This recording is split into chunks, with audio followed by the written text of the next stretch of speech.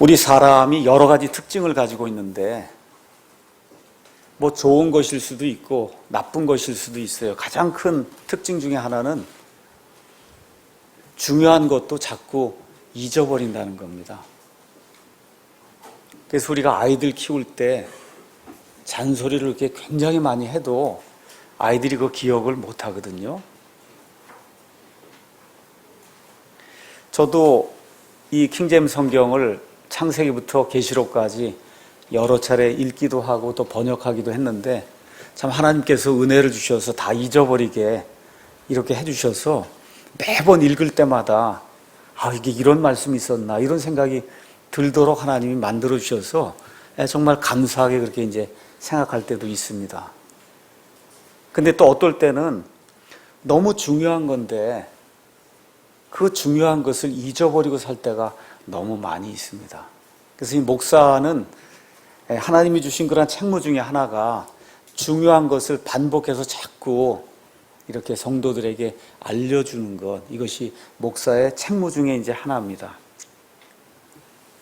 우리가 이제 신약 성경을 펴서 마태복음부터 요한계시록까지 읽어보시면 가장 중요하고 또 가장 많이 나오는 그러한 교리가 구원교리라고 하는 걸 우리가 알 수가 있어요. 구원받아야 된다.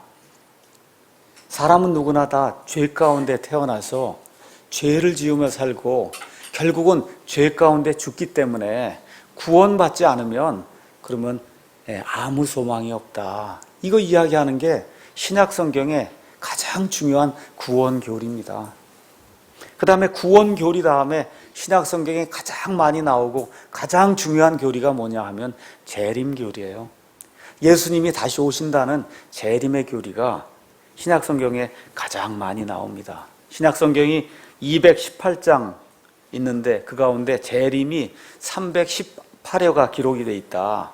그러니까 신약 성경 한 장 읽을 때마다 재림하신다, 예수님이 다시 오신다는 그와 같은 말이 약 1.5회 정도 나올 정도로 신약에서 예수님이 다시 오신다는 이와 같은 그 교리가 대단히 중요한 교리라고 하는 것을 우리가 알 수가 있습니다. 다시 말씀드려서 예수님이 다시 오신다는 이 재림의 교리는 우리 믿는 사람들이 열성적으로 예수님을 좋아하기 때문에 이렇게 꾸며낸 그와 같은 말이 아니고 성경이 계속해서 반복적으로 우리에게 말씀해 주시는 매우 중요한 교리임을 여러분에게 제가 분명히 말씀을 드릴 수 있습니다. 그래서 구원받지 못한 사람에게는 구원받아야 되는 이 구원의 교리가 가장 중요한 것이고 일단 구원받은 사람에게는 재림의 교리가 가장 중요한 겁니다. 예수님이 다시 오셔야 모든 것이 회복이 되고 저와 여러분의 모든 것이 변화가 돼서 다시는 죽음을 맛보지 아니하고 이 썩을 것에 얽매이지 않는 그런 일이 예수님이 다시 오셔야, 심지어 이 땅에 존재하는 모든 창조물도 예수님이 다시 오실 것을 고대하고 있다고 로마서 8장이 우리에게 이야기를 하고 있습니다. 그러니까 구원받은 우리에게는 가장 중요한 것이 예수님이 다시 오신다는 그러한 말씀입니다. 사복음서를 읽어보시면 예수님께서 직접 내가 다시 온다고 20차례 말씀하시고, 특히 마태복음 23장, 24장, 25장, 오늘 읽은 요한복음 14장, 그 다음에 사도행전으로 넘어가서 1장에 이런 내용이 많이 기록이 되어 있고, 사도 바울도 신약성경 전체에서 약 50회에 걸쳐서 예수님께서 이 땅에 다시 오신다고 하는 그런 사실을 우리에게 알려주고 있습니다. 히브리서 9장 27절, 28절에 가서 보니까 이렇게 기록이 되어 있습니다.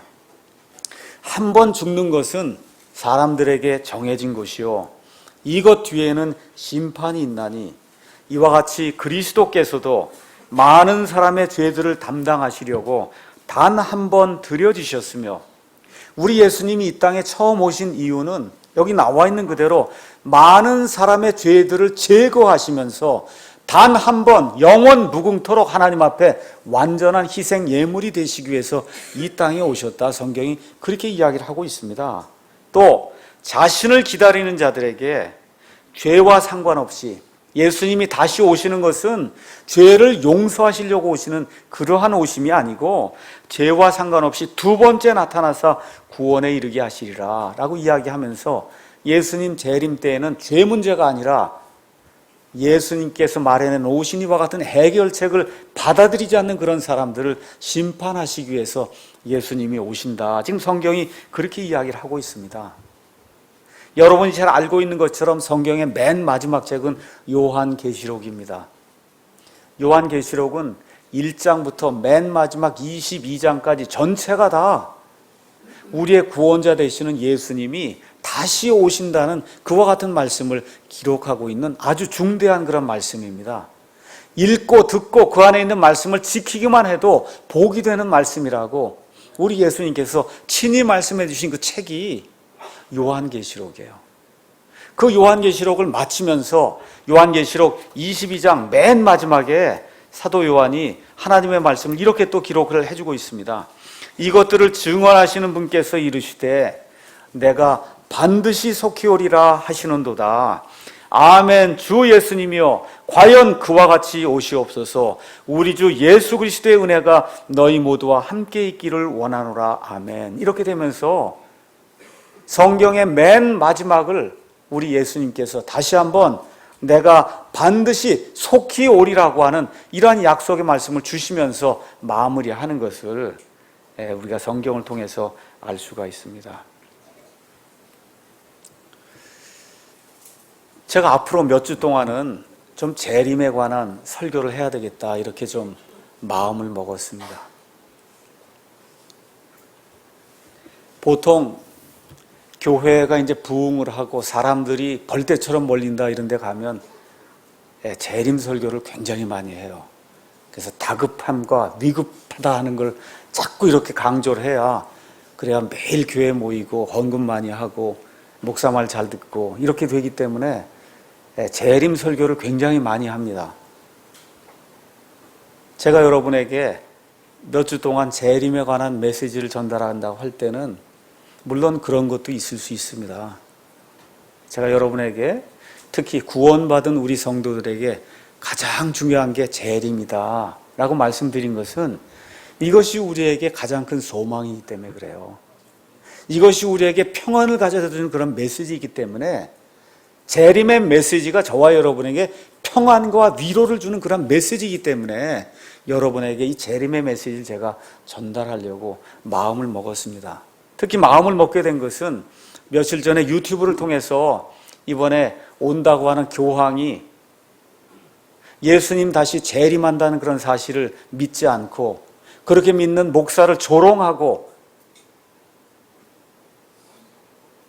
온 세상을 속이는 자로 돌아다니는 이런 사실을 이렇게 보면서 도저히 이대로 있어서는 안 되겠다라고 하는 그런 생각을 하면서 우리가 성경적으로 예수님을 믿는 것이 무엇인가, 특히 구원받은 사람들이 나는 구원받았지만 예수님 재림 이런 건 아무 상관없습니다 라고 이야기한다면 그러면 내가 정말 구원받은 사람인가 아닌가 다시 한번 확인을 해봐야 된다 이런 생각이 들어서 영적인 이런 암울한 이런 때가 되었을 때 우리 믿는 사람들이 무언가 올바른 것을 마귀를 향해서 마귀의 사자를 향해서 무언가 올바른 것을 전달해야 되지 않겠는가 이와 같은 생각이 들어서 그래서 재림의 메시지 우리의 그 사람들이 우습게 생각하고 멸시하고 조롱하는 이 재림의 메시지 이것이 성경 전체의 핵심 메시지라고 하는 이런 말씀을 제가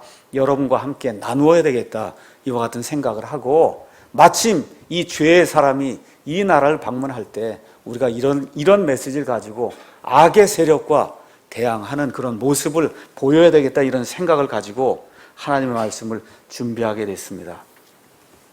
우리가 신약시대에 살다 보니까 많은 경우 예수님께서 이미 오신 초림에 대해서 다시 말씀드려 그분의 십자가와 피와 그 다음에 부활과 은혜 이런 것들에 대해서 많이 중점을 두고 성경을 읽고 또 설교를 하는 그러한 경향이 있습니다. 근데 제가 여러분에게 분명히 말씀드릴 수 있는 것은 창세기부터 요한계시록까지가 하나님의 말씀이에요. 그 창세기부터 요한계시록에 예수님이 다시 오신다는 초림의 메시지가 있고 재림의 메시지가 있는데, 성경 전체를 살펴보시면 예수님이 다시 오신다는 재림의 메시지가 초림의 메시지보다 8배나 많습니다. 그 많다고 하는 이야기는 그만큼 중요하다는 거예요. 예수님이 다시 오셔야 모든 것이 다시 회복이 된다고 성경이 이야기하기 때문에 예수님의 초림도 물론 중요하지만 예수님의 재림, 이것이 있어야 모든 하나님의 계획이 완성이 되는 겁니다. 그래서 오늘은 예수님은 다시 오신다라고 하는 그런 제목을 가지고 재림의 필요성과 또 재림의 징조 등에 대해서 여러분과 함께 요한복음 14장 1절에서 3절 말씀을 같이 살펴보고 강의하도록 그렇게 하겠습니다. 요한복음은 21장까지 이렇게 이제 기록이 되어 있는데, 마태마가, 누가 이런 공관복음이라고 하는 이 복음서와 달리 요한복음에는 예수님께서 십자가에 달리기 바로 전날 저녁 6시부터 밤 12시까지 약 6시간 동안 어떤 일이 일어났는가를 요한복음이 우리에게 자세히 기록해 주고 있습니다. 그 6시간 동안 일어났던 일이 요한복음 13장부터 요한복음 17장까지 5장에 기록이 되어 있어서 다른 데는 기록이 안 되어 있습니다. 예수님께서 십자가에 달려 죽기 바로 전날 밤에 제자들과 함께 그들의 발을 씻어주며 주의 만찬을 제정하고, 그리고 하나님과 1대1로 겟세마네에서 기도하시는 그러한 그 모습이 여기 요한복음 13장에서 17장에 이제 기록이 되어 있습니다. 요한복음 13장 1절 가서 보니까 이제 6월절 전에 예수님께서 자기 때가 이르러 자기가 이 세상을 떠나 아버지께로 가야 할 줄 아시고 세상에 있던 자기 사람들을 사랑하시되 끝까지 사랑하시니라 라고 하는 그런 말씀과 더불어 예수님께서 친히 자기 제자들의 발을 씻어주시는 그러한 모습이 2절부터 17절에 나와 있습니다. 그러면서 예수님께서 15절에 내가 너희에게 행한 것 같이 너희도 행하게 하려고 내가 너희에게 본보기를 주었노라 라고 이야기하면서 종이 자기 주인보다 크지 못하고 보내어진 자가 그를 보낸 자보다 크지 못하니라. 너희가 이런 것들을 알고 서로를 섬기는 자가 돼야 된다. 예수님께서 돌아가시기 바로 전날 밤에 유언의 말씀을 우리 제자들에게 이제 말씀을 해주십니다. 마가복음 10장 45절에 사람의 아들이 온 것은 섬김을 받으러 온 것이 아니라 오히려 섬기고 자기 생명을 많은 사람의 대성물로 주려고 오셨다고 우리 예수님께서 말씀해 주신 그 내용을 예수님 죽기 전에 다시 한번 자기 제자들에게 실천과 교육을 통해서 보여주시는 그런 내용이 이 안에 기록이 되어 있습니다. 그 다음에 18절에서 30절은 그 12명 가운데 어떤 사람이 자기를 배반할 것인가 이걸 이제 알려주시고, 그 다음에 31절에서부터 35절에는 너희가 서로 사랑하는 그런 사람이 돼야 된다. 섬기는 사람, 사랑하는 그런 사람이 돼야 된다. 너희가 사랑하는 것을 다른 사람들이 볼 때 너희가 내 제자인 것을 사람들이 알 것이다. 이렇게 이제 이야기를 하고 있습니다. 자, 이러는 가운데 거기 가서 보니까 33절에 예수님이 아주 묘한 말씀을 제자들에게 이제 또 전달하고 있습니다. 어린아이들아, 내가 아직 잠시 동안은 너희와 함께 있노라. 너희가 나를 찾을 터이나 내가 유대인들에게 말하기를 내가 가는 곳에 너희가 오지 못하리라 한 것 같이 지금 너희에게도 그렇게 말하노라. 내가 어디로 가는데 내가 지금 가는 곳에 너희가 지금은 올 수 없다. 그 말씀을 하니까 36절에 시몬 베드로가 예수님께 이르되 주여 어디로 가시나이까? 아니 예수님께서 다에게 대답하시되 내가 가는 곳에 내가 지금은 나를 따라올 수 없으나 나중에는 따라올 수 있다. 그렇게 이야기해 주시는 거예요. 그러니까 베드로가 뭐라고 얘기하냐 하면 예수님 왜 제가 지금은 따라갈 수 없습니까?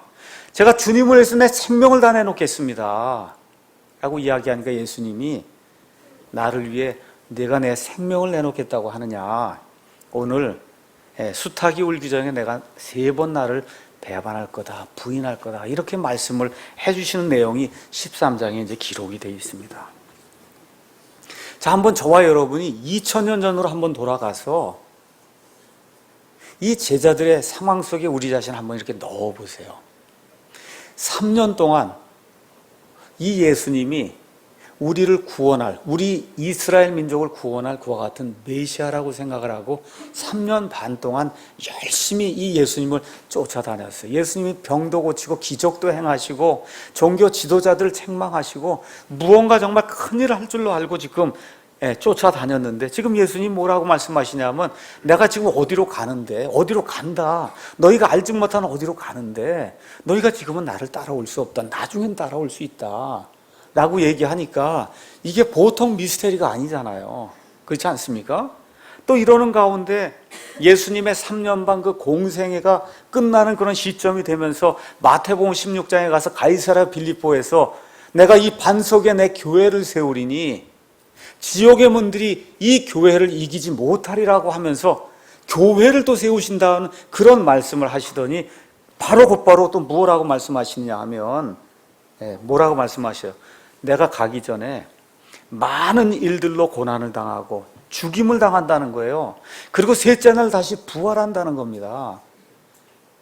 이런 말씀을 한 번도 아니고 여러 차례 하시고 드디어 지금 돌아가시기 바로 전날 밤에는 아주 드러내서 내가 지금 어디로 가는데 너희가 지금은 따라올 수 없다, 나중에는 올 수 있다, 근데 지금 어디로 가는지 내가 이야기할 수 없다, 이렇게 얘기를 하니 이 제자들의 근심이 얼마나 컸겠어요. 그렇지 않습니까? 도저히 뭘 이해를 할 수가 있어야지 이게 좀 이해가 될 텐데 전혀 이해가 안 되는 그런 이야기를 하니까 마음의 근심이 대단히 컸던 겁니다. 바로 이때 우리 예수님께서 요한복음 14장 1절, 2절, 3절 말씀을 주시는 겁니다. 너희는 마음에 근심하지 말라. 하나님을 믿고 또한 나를 믿어라. 그렇게 이야기하는 거예요.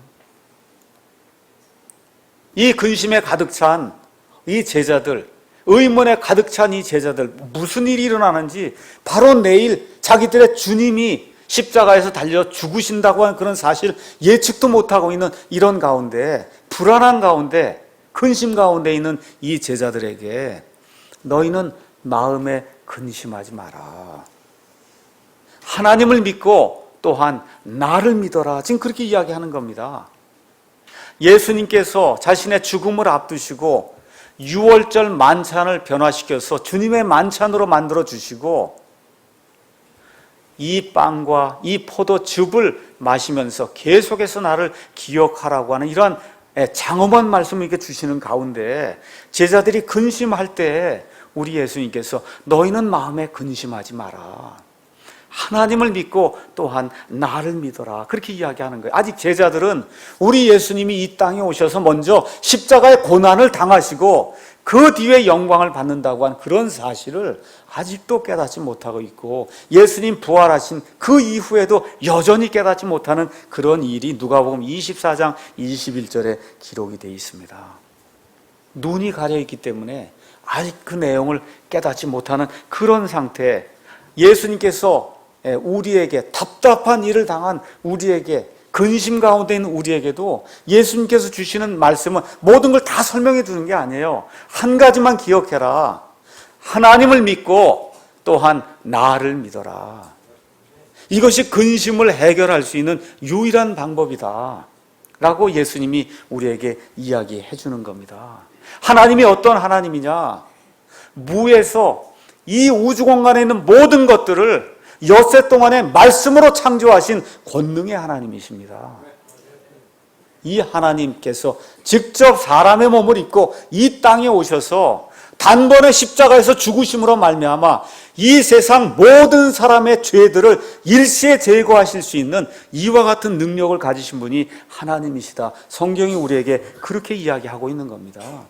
예수님의 몸이 무덤에 놓여 있었지만 사흘 만에 다시 하나님의 권능이 예수님 안에 작용하기 시작할 때 그 죽어있던 그 몸이 일어나서 부활할 수 있는 그와 같은 권능을 가진 분이 하나님이시다. 성경이 우리에게 그렇게 이야기해 주고 있습니다. 주께서 호령과 천사장의 음성과 하나님의 나팔 소리와 함께 친히 하늘로부터 내려오실 때 그리스도 예수님 안에서 죽어있던 자들이 다 같이 부활하고 동시에 살아서 남아있는 우리가 공중으로 채워 올라가는 이와 같은 엄청난 일을 하실 수 있는 그런 권능의 하나님, 바로 그 권능의 하나님을 믿고 또 나를 믿으라고 예수님이 이 근심에 잠겨있는 이 제자들에게 위로의 말씀을 지금 해주고 있습니다.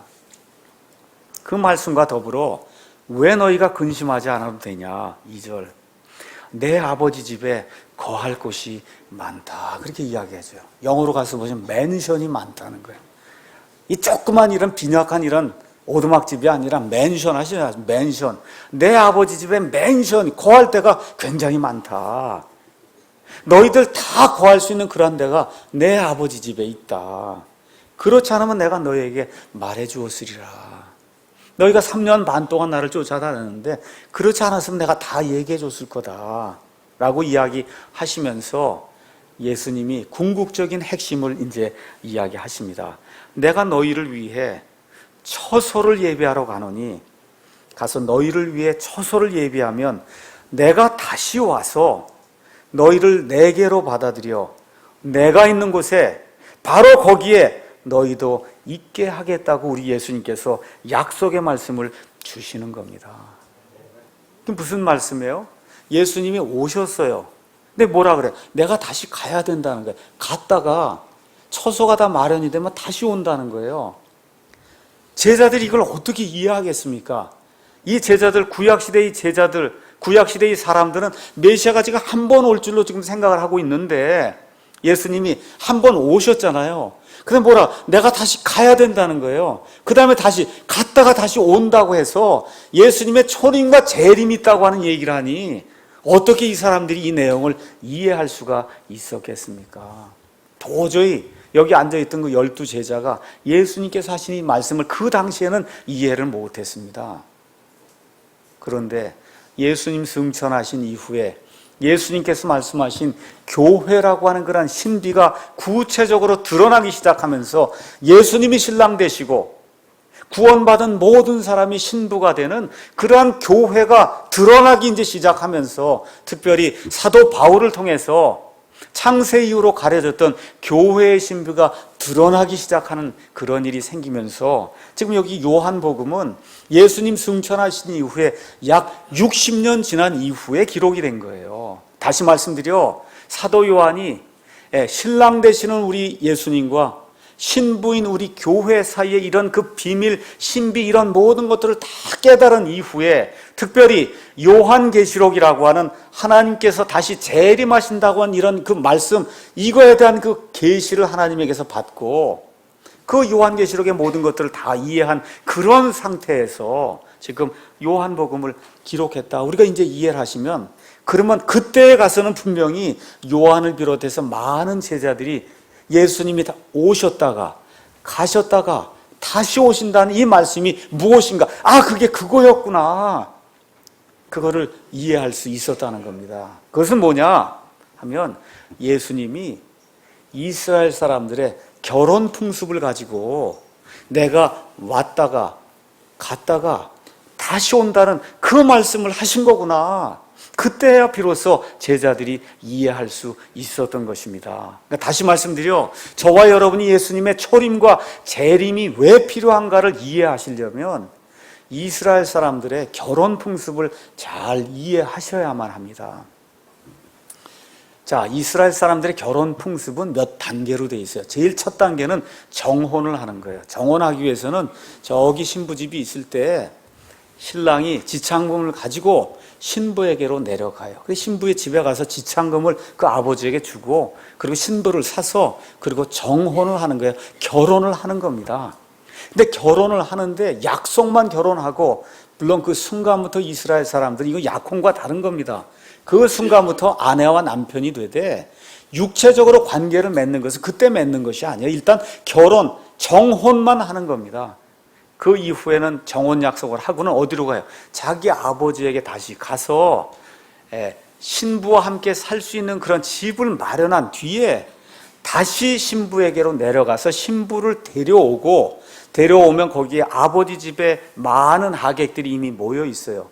이런 상태에서 신부는 보여주지 않습니다. 신부 데려온 것만 알리고, 그리고는 그때 들어가서 함께 육체적으로 하나가 되는, 그러면서 약 7일 동안의 결혼 예식이 다 끝난 이후에 이 신부방에서 신부를 데려다가 거기 있던 하객들에게 소개시키는 이와 같은 일이 이스라엘의 결혼 풍습이에요.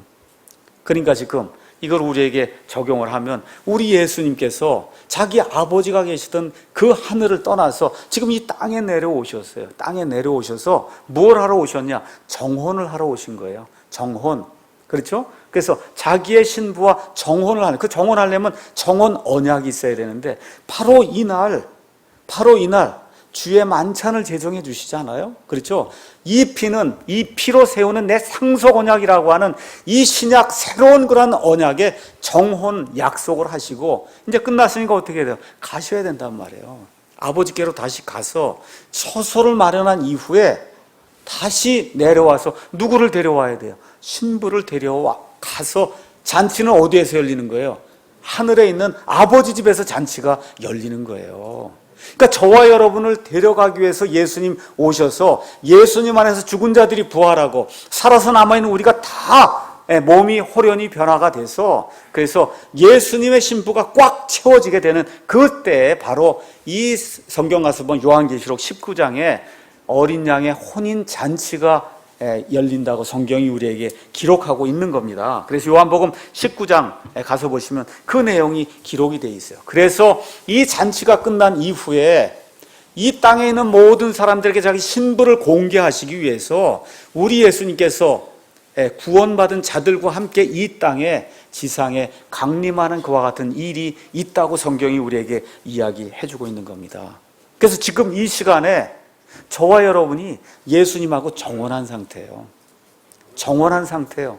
그래서 예수님이 우리의 신랑이시고 저와 여러분이 예수님의 신부가 된, 아직 아내는 되지 않았어요. 아내는 나중에 예수님 데리고 올라가서 혼인 잔치가 된 이후에 아내가 된 상태로 이 땅에 예수님과 함께 내려오는 그런 일이 성경에 기록이 되어 있는 겁니다. 다시 말씀드려서 지금은 정혼 상태고 나중에 혼인이 완전히 잔치를 통해서 이루어지게 되면 바로 그 순간에 저와 여러분이 예수님과 함께하는 공동 상속자가 된다. 성경이 우리에게 그렇게 이야기해 주는 겁니다.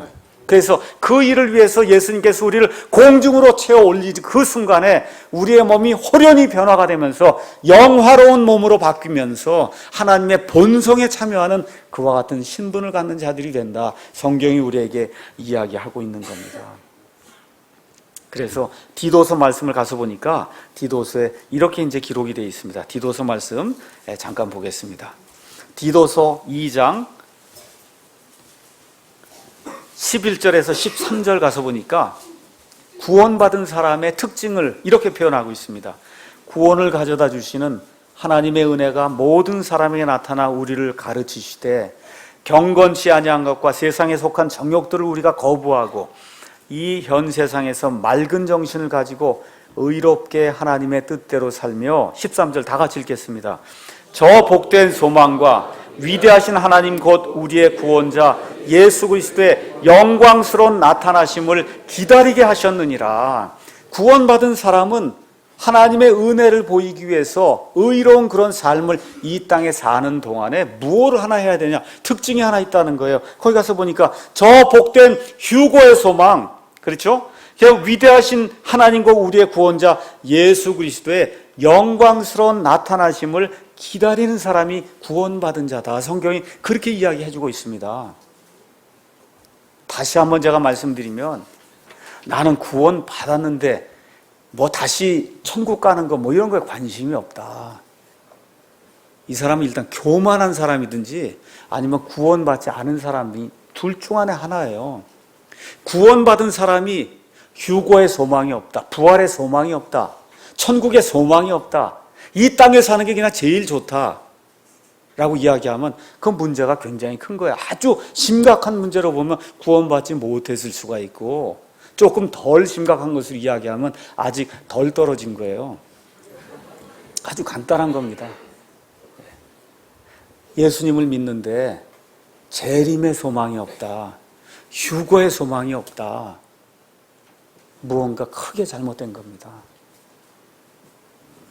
자, 예수님께서 이렇게 다시 오신다고 하는 이런 사실은 성경 전체가 우리에게 이야기하는 매우 중요한 교리고 이 중요한 교리가 없이는 저와 여러분의 믿음이 헛겁니다. 이처럼 예수님이 다시 오신다는 이런 사실이 확실한 사실이요, 온다 안 온다를 논의할 것과 같은 논의의 대상이 아니라 우리의 확신의 대상이다. 이 내용을 기억하면서 예수님이 다시 오실 때 어떤 일들이 일어나는가, 여러분에게 오늘 중요한 것 한 가지만 말씀드리도록 하겠습니다. 구약시대의 이 남자들 또 여자들 결혼한 이후에 남자는 이제 자기 아버지 집에 가서 처소를 마련하는데, 여자는 이제 자기 아버지 집에서 남편 될 사람이 언제 다시 오는가 계속해서 기다리고 있는 그런 가운데, 보통 한 1년 정도 되면 1년 정도 처소를 다 예비하면 그러면 이제 신랑이 올 때가 된다 하는 것들을 대충 알고 있습니다.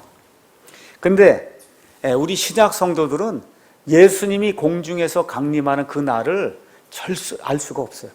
언제인지 전혀 알 수가 없습니다. 오늘 밤이 될지, 앞으로 1년 있다가 될지, 20년 있다가 될지 저와 여러분의 예수님이 가르쳐 주지 않았습니다. 다만 하나님께서 성경을 사랑하는 이들 위해서 하나님의 말씀 안에 하나님의 예언의 말씀을 그 안에 기록해 놓으셨어요. 예언. 다시 말씀드려서 정확한 날짜를 안다는 것은 그건 불가능한 일이에요. 그걸 하려고 노력하는 건 그 어리석은 일입니다. 제일 중요한 것은 지금 이 시간에 예수 그리스도 안에 있느냐 없느냐를 확인하는 게 가장 중요한 거예요. 잠을 자고 있든지 차를 타고 가고 있든지 비행기 안에 있든지 아무 상관없이 예수님 공중에 강림하고 올라갈 겁니다. 그러니까 그건 중요한 것이 아니에요. 날짜라는 거 중요한 것이 아닙니다. 다만 이 세상에 돌아가고 있는 그런 징조를 통해서 예수님 재림의 때가 정말 눈앞에 가까이 왔구나, 이런 사실을 우리가 알 수 있다는 겁니다. 마태복음 16장 1절에서 3절 가서 보니까 예수님 당시에 바리새인들과 여러 종교 지도자들이 예수님께 나와서 당신이 하늘로부터 왔다고 하는, 하나님으로부터 왔다고 하는 그와 같은 표적을 좀 보여주면 좋겠다 하고 간구하는 그런 내용이 있습니다. 우리 예수님께서 너무 간단한 그런 말씀을 하십니다. 너희가 저 하늘을 이렇게 바라보고 오늘 이렇게 하늘이 붉으면 그러면 참 날씨가 좋구나, 그렇게 이야기하고, 저 하늘을 바라보고 그런데 하늘이 붉고 흐리면 오늘 날이 좋지 않겠구나, 너희가 그렇게 이야기하지 않느냐. 우리도 그렇게 하지 않아요? 그렇지 않습니까? 그럼 예수님이 뭐라고 말씀하시느냐, 너희가 하늘의 모습은 분별할 줄 아는데 어떻게 시대의 표적들은 분별하지 못하느냐. 예수님이 그렇게 말씀해 주세요. 다시 말씀드려, 하늘이 모습이 어떻게 생긴가를 여러분이 보시면 날이 굳을지 날이 좋을지 저와 여러분이 알 수 있듯이, 시대가 돌아가는 이러한 표적들을 이렇게 보게 될 때 예수님의 재림이 얼마나 가까이 왔는가를 저와 여러분이 알 수 있다고 예수님이 말씀해 주시는 겁니다. 자, 성경의 전체 주제는 여러 가지가 있을 수 있어요. 그렇지만 성경에서 가장 중요한 주제는 하나님이 이 땅에 왕국을 세우시는 겁니다. 하나님께서 아담을 만드셔서, 그래서 아담을 통해서 이 땅에 하나님이 원하시는 그런 왕국을 건설하려고 했지만 아담이 마귀의 꾀에 넘어가서 하나님의 이 왕국 계획을 망쳐놓습니다. 그래서 신약과 구약을 통해서 우리 예수님께서 이 땅에 오셔서 하시는 그런 일은 둘째 아담으로서 첫째 아담이 망쳐놓은 그 하나님의 그 왕국의 계획, 그 왕국의 계획을 하나님이 원하시는 데 다시 회복하시는 그 일, 그 왕국 프로그램이 하나님께서 이 땅에서 이 땅이 존재할 때까지, 다시 말씀드려 새 하늘과 새 땅이라고 하는 전혀 다른 그런 세계가 우리에게 임하기 전까지 이 땅에서 하나님이 궁극적으로 이루시고자 하는 것은 왕국을 세우시는 겁니다. 왕국. 그래서 바로 왕국을 세우신 그때 하나님께서 모든 사람에게 영광을 받으시는 그런 일이 생깁니다. 그런 날을 가리켜서 성경은 주의 날이다, 그렇게 이야기해요. 예수 그리스도의 날이다, 그렇게 이야기를 하는 겁니다. 그래서 하나님께서 자신의 왕국 프로그램을 세우고 그거를 성취하시기 위해서 선택한 민족이 이스라엘 민족이에요. 그 이스라엘 민족을 통해서 메시아가 오지 않아요? 그래서 예수님이 뭐라 그래요? 구원은 유대인에게서 난다, 그렇게 이야기하지 않습니까? 그래서 이 하나님의 왕국 계획을 실행하고 성취하기 위해서 하나님이 택하신 그런 민족이 이스라엘입니다. 그래서 예수님께서 이스라엘 땅에 오셔서 그 이스라엘 백성에게 예고가 됐던 구약 성경의 그 예언의 말씀을 따라 메시아 왕국을 그 땅에 세우려고 예수님께서 3년 반 동안 왕국의 복음을 선포했지만 그 사람들이 결국 받아들이지 않습니다. 거부하고 맙니다. 이럴 때 예수님께서 마태복음 23장 37절에서 39절에 오 예루살렘아 예루살렘아 내가 너희를 암탉이 자기 날개 자기 새끼들을 모으듯이 너희를 모으려고 한 게 한두 번이 아니지 않느냐. 그러나 이제는 너희가 나를 배반하고 거절하기 때문에 이제부터 너희 집이 버림받아 황폐하게 되었다 말씀하시면서 주의 이름으로 오시는 이여 하고 너희가 나를 맞이할 때까지는 너희가 다시는 나를 보지 못하리라 그렇게 말씀해 주시고 예수님이 십자가의 길을 걷는 그런 내용이 그 다음에 나오게 됩니다. 그러니까 다시 말씀드려 이스라엘 백성의 이스라엘 땅에서 이스라엘 백성이 이스라엘 땅에 내려오시는 그 예수님을 바라보고 오 주의 이름으로 오시는 이여 호산나 주의 이름으로 오시는 이여 하고 메시아를 맞아들인 바로 그때가 재림의 때가 된다고 우리 예수님이 말씀해 주셨습니다. 사도행전 가서 보니까 사도행전 1장 6절에서 8절에도 똑같은 말씀이 그 안에 이제 기록이 되어 있습니다. 여러분이 가셔서 사도행전 1장 가서 보시면 예수님이 승천하셨습니다. 제자들이 다시 힘을 얻었습니다. 이렇게 되니까 6절에 제자들이 그들이 함께 왔을 때 그분께 여쭈어 이르되 주여 주께서 이때 그 왕국을 이스라엘에게 다시 회복시켜 주고자 하시나이까. 이제 부활도 하시고 이제 모든 게 다 잘 됐으니 예수님께서 그렇게 말씀하시는 그 왕국을 이제는 한번 회복시켜 주시겠습니까? 누구에게? 이스라엘에게 회복을 시켜주시면 어떻겠습니까? 그렇게 이야기할 때 예수님이 이제는 시대가 바뀌었다 그렇게 말씀하신 내용이 그 다음에 나옵니다. 예수님께서 그들에게 이르시되 그 때나 그 시기 왕국을 이스라엘에게 다시 회복시켜주는 그 때나 그 시기는 아버지께서 자신의 권능 안에 두셨으니 이제는 너희가 그런 거 신경 쓸 때가 아니다.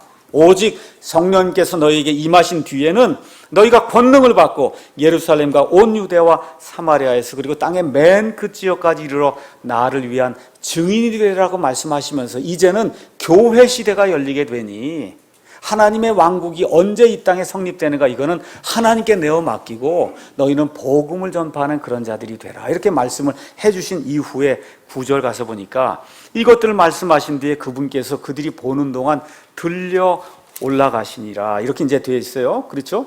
구름이 그분을 받아들여 그들이 보지 못하게 하더라. 그때 그분께서 올라가실 때 그들이 똑바로 하늘을 바라보고 있는데 보라 흰옷 입은 두 남자 천사들이 그들 곁에 서며 또 그들이 이르되 너희 갈릴리 사람들아 너희가 어찌하여 서서 하늘을 바라보느냐. 너희를 떠나 하늘로 들려 올라가신 이 동일한 예수님께서는 너희가 그분께서 하늘로 들어가심을 본 그대로 다시 오시겠다고 지금 천사가 말씀해 준 내용이 이 안에 기록이 되어 있습니다. 자, 그러면 제가 여러분에게 아주 쉬운 걸 하나 물어보겠습니다. 예수님 다시 오시면 미국에 오실까요? 한국에 오실까요? 아니면 이스라엘에 오실까요? 어디에 오세요? 이스라엘에 오세요. 이스라엘에 특히 여기 지금 예수님 승천하신 데가 어디입니까? 예루살렘에. 예루살렘에서 지금 어디예요?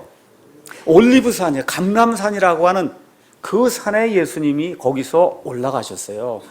그러니 이 말씀 그대로면 예수님이 다시 오실 때 어디에 오셔야 돼요? 이스라엘에, 예루살렘에, 더 구체적으로 어디에? 올리브산에 내려오셔야 되는 겁니다. 그렇죠? 그러니까 예수님이 구체적으로 다 가르쳐 주셨어요.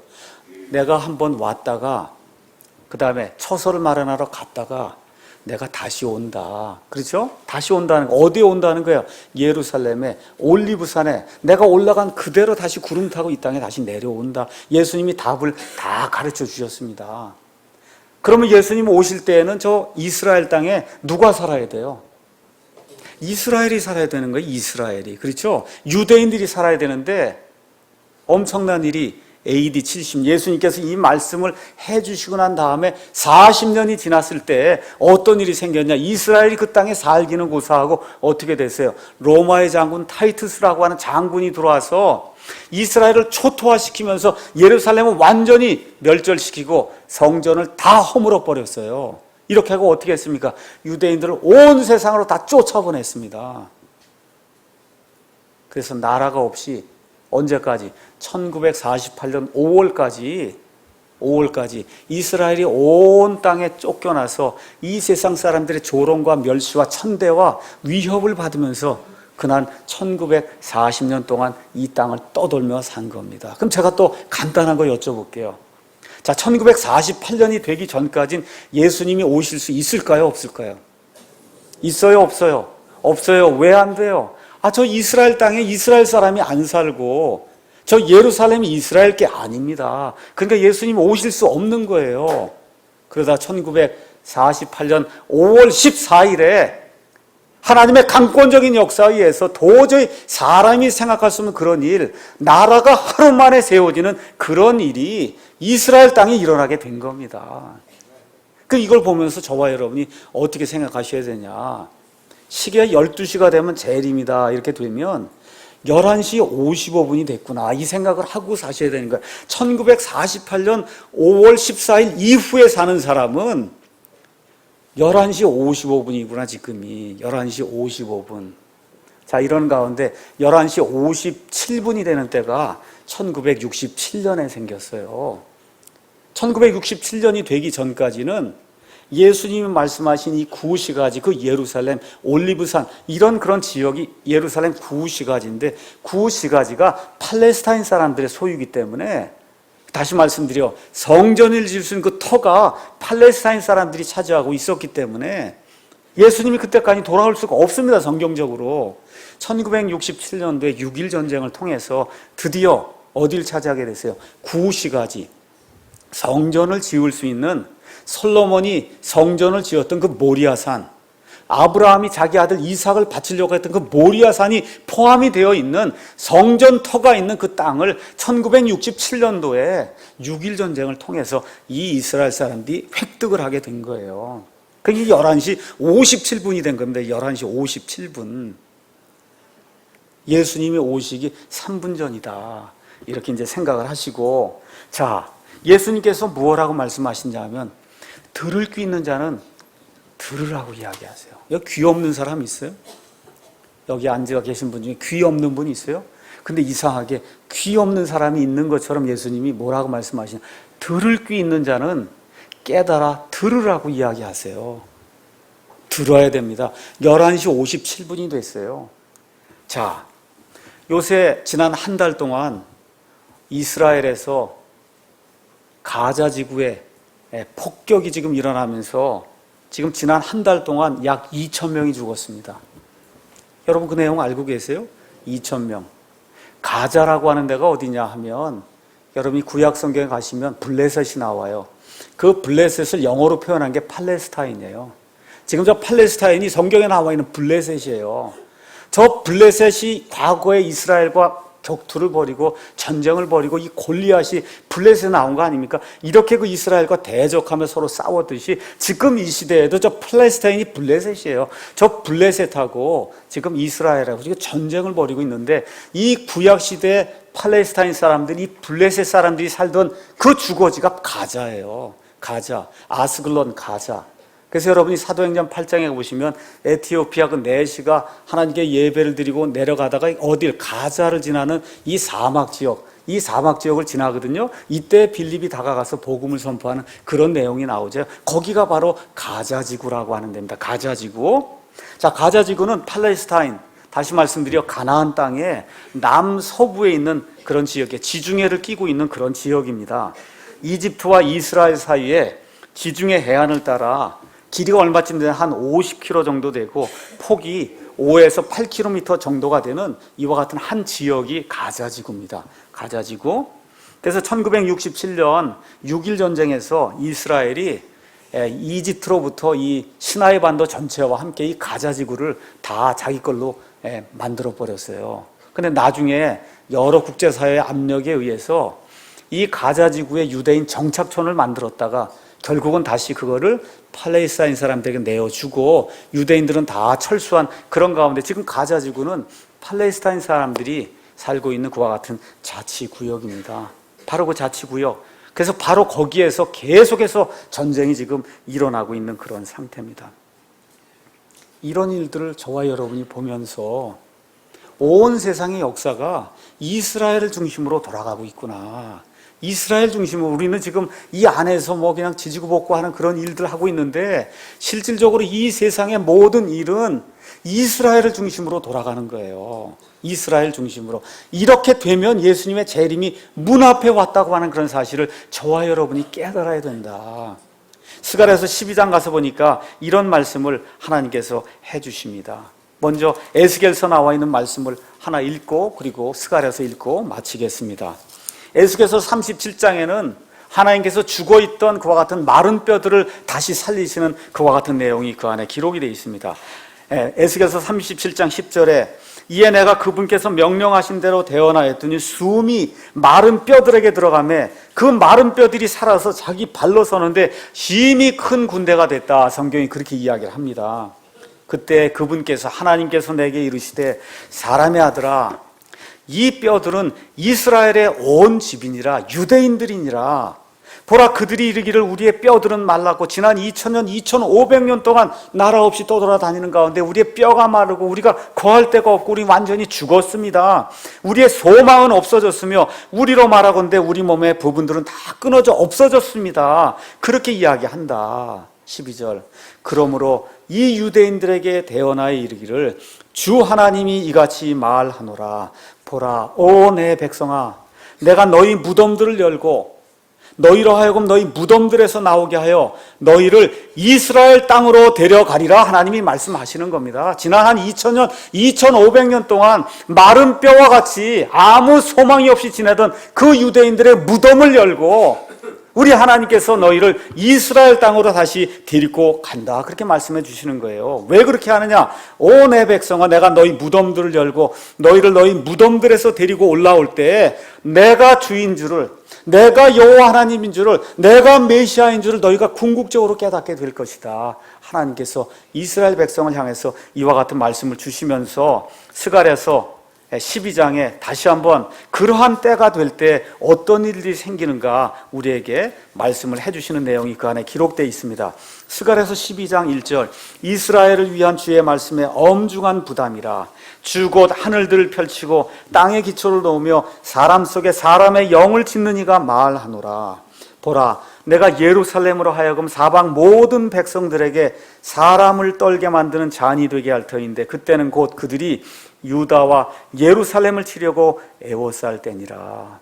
온 세상 모든 사람들이 이스라엘을 미워하고 싫어하고 이스라엘 치려고 하는 바로 그때 그날에 내가 예루살렘으로 하여금 모든 백성들에게 무거운 돌이 되게 하리니 비록 땅의 모든 백성들이 그것을 치려고 함께 모일지라도 결국 맨 마지막에 요한계시록에 나와 있는 것처럼 백성들이 온 백성들이 다 어디로 모여? 아마겟돈으로 모여서 누구를 치려고 그래요? 이스라엘 치려고 모인다. 그 성경이 기록하고 있는 거군요. 그렇게 된다 할지라도 뭐라고 얘기하는 거예요? 그 돌 예루살렘이라고 하는 돌로 짐을 지는 모든 자는 산산조가 끊어져서 없어지겠다고 우리 하나님께서 말씀해 주십니다. 그래서 세상이 돌아가는 이런 일들 보고 지금 가자지구에서 저런 일들이 생기는 걸 보고 러시아가 어떻게 하든지 이스라엘을 없애려고 하는 거 아랍에 있는 그런 모든 주변 국가들이 이스라엘과 대적을 하면서 어떻게 하든지 이스라엘을 쳐서 없애려고 하는 바로 이때가 11시 58분이 되어가고 있구나. 저와 여러분이 그렇게 기억을 하셔야 된다 그 얘기입니다. 우리 믿는 사람들이 그 팔레스타인의 아이들이 죽고 총 맞아 죽고 폭탄 맞아 죽고 원치 않습니다. 그럼에도 불구하고 이것은 사람의 일을 떠나서 누구의 계획이냐? 하나님이 전체 세상을 이 온 세상의 역사를 이루어 나가시는 그런 계획의 일환이기 때문에 어쩔 수 없이 이스라엘을 지지하는 거예요. 어쩔 수 없이 하나님의 일이기 때문에 우리가 지지하는 겁니다. 그래서 이스라엘과 예루살렘의 화평을 위해서 기도하라고 하나님께서 말씀해 주셨어요. 예루살렘의 화평을 위해 기도하는 자는 형통하겠다 하나님께서 말씀해 주셨기 때문에 저와 여러분이 저 땅에 서 있는 저 이스라엘을 우리가 예수님의 백성이라고 하면 저 이스라엘을 지지해야 되는 겁니다. 결론의 말씀 드리겠습니다. 예수님은 다시 오십니다. 이게 무너지면 기독교가 아니에요. 교황이 아니라 그래도 다 거짓말입니다. 죄의 사람이 무엇라고 이야기한들 우리가 그의 말 들을 필요가 하나도 없습니다. 다 거짓말쟁이요. 마귀의 앞잡이가 이야기하는 거 들을 필요가 없어요. 예수님은 다시 오십니다. 이게 깨지면 그럼 기독교가 설 수 없는 겁니다. 하나님의 모든 계획이 설 수가 없어요. 하나님의 왕국이 다시 회복이 되는 거, 이것이 하나님이 이 땅에서 이루시고자 하는 거다. 그래서 예수님 안에서 죽은 자들에게는 예수님 다시 오실 때 부활하는 그런 소망이 있는 거고, 예수님 다시 오실 때 저와 여러분이 이 땅에 살아남아 있으면 가장 영광스러운 일, 죽지 아니하고 몸이 호련히 변화가 돼서 공중으로 채우는 그 올라가는 그 일, 휴고의 그 영광을 저와 여러분이 바라보게 될 겁니다.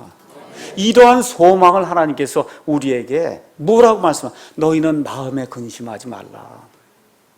하나님을 믿고 또한 나를 믿으라고 하는 이런 말씀과 함께 우리에게 재림하신다는 그런 약속을 굳건히 허락해 주셨으니까 앞으로 저와 여러분이 어려운 세상을 살아나가면서 아무리 힘들고 어려워도 소망이 있다고 하는 그런 사실을 기억을 하시고 이 세상을 꿋꿋이 이기고 나가는 저와 여러분이 되기를 예수님의 이름으로 축원합니다.